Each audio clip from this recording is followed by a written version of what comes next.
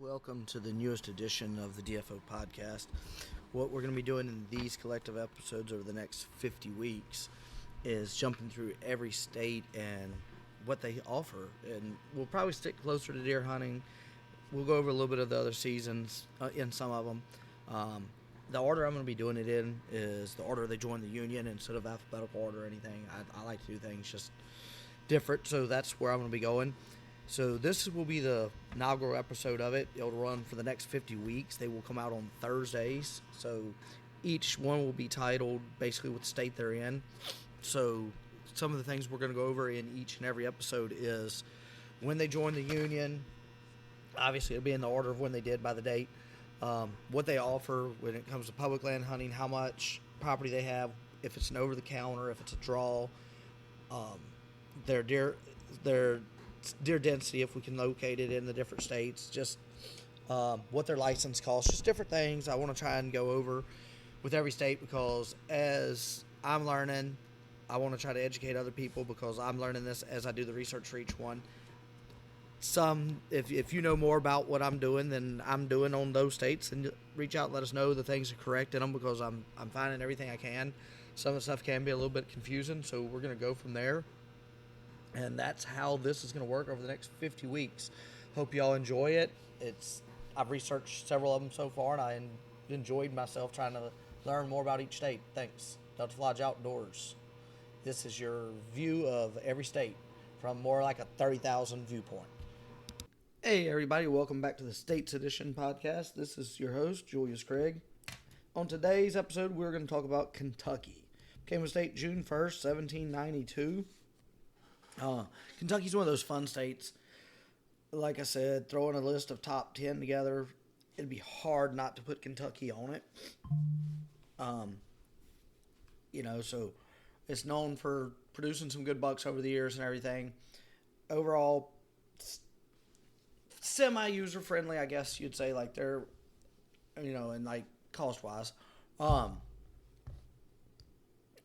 With that, I said, we'll jump into it.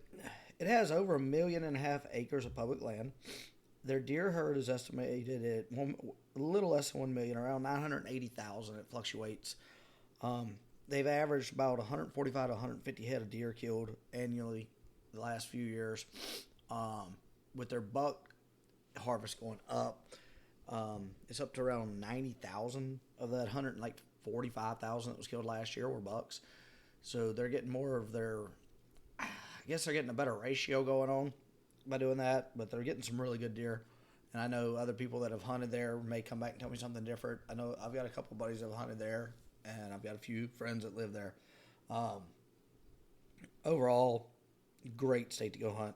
Your license are kind of weird how they run. You got to buy the $160 hunting license, and you got to buy a $235 deer permit. So your total would be $395 for 4 deer. That's 1 buck, and 3 does or just 4 does, and that's covered, I think, under archery and everything. But for an additional $15, you can buy 2 more tags. So your total would be $410 for 6 deer, and I would assume that would be 1 buck and like 5 does. Not really sure on that. I know it's not an extra buck though. It's a 1 buck state. It fluctuates per WMA. There's some extra cost on some of those to hunt them. So you just got to pay attention to that. Different WMAs have different limits on your deer. So you have to check and see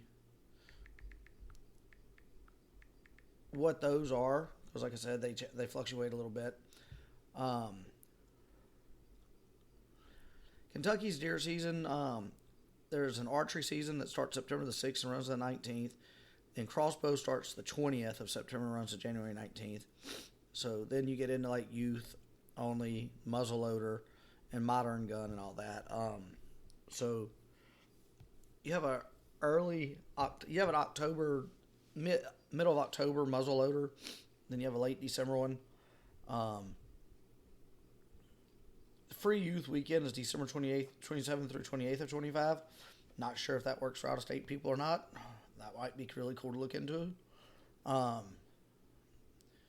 So it's got some really cool stuff that goes on with it. Like I said, 1 million, right at 1 million head of deer, 1.5 million acres of public land.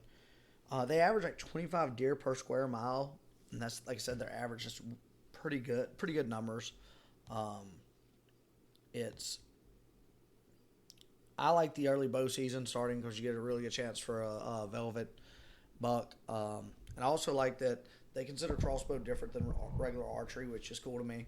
I know that might not be cool with some people, but I like how they differentiate between the two just because I'm able to use a compound bow, so I use that even though it's legal for, anybody damn near nowadays to depends on where you're at, but pretty much anybody can use a crossbow.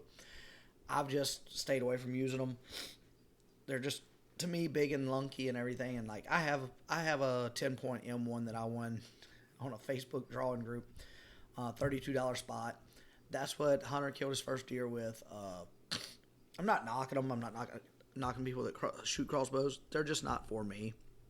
Like I said, Hunter killed his first deer with it, and he has switched over to trying to shoot compound. He's only 10. He's been working with it. He can't shoot. He can't pull back enough right now. I believe next season he'll be able to pull back the minimum in some of the states, and they vary from state to state too. So, so we'll go from there. But, excuse me. No, what hurts him too is the way his birthday falls out. Like, September the 6th is his birthday. So, like, he'll be 11 when deer season starts. So, he's pretty much like a year behind in a lot of the stuff. It's just weird how his birthday falls out, and it does. I kind of went off of Kentucky there, but what I was getting at with that is I like that they differentiate between the two, not knocking anybody that bow hunts or archery hunts by using a crossbow or a compound. I'm a compound guy, and that's another argument we'll have for another day. But like I said, overall, Kentucky is one of those. It's not so much a sleeper state anymore as it used to be. It's everybody's out and sees it now, but it's got quality deer and it's got quantity, and that's a rarity that you have both. And Kentucky right now is still sitting on having both quantity and quality. Depends on what section of it you go to. Certain counties are going to produce better for one or the other, quality or quantity. But overall, on an average, the state has both, which is pretty impressive. That's part of it because they're running a 1 buck ratio. You're allowed 1 buck, whether you shoot it in archery, muzzleloader, modern rifle, whatever. You're allowed 1 buck. So opening day, if you shoot a really nice buck, you're doe hunting the rest of the year. So it makes you be very selective on what you shoot. So that's helped them a lot. And some other states have looked at going to that. A big one that's been fighting it back and forth for the past year or two has been Oklahoma. I expect them to turn into a 1 buck state over the next couple years, but that's just my opinion. I could be entirely wrong. Kentucky is probably on that top 10,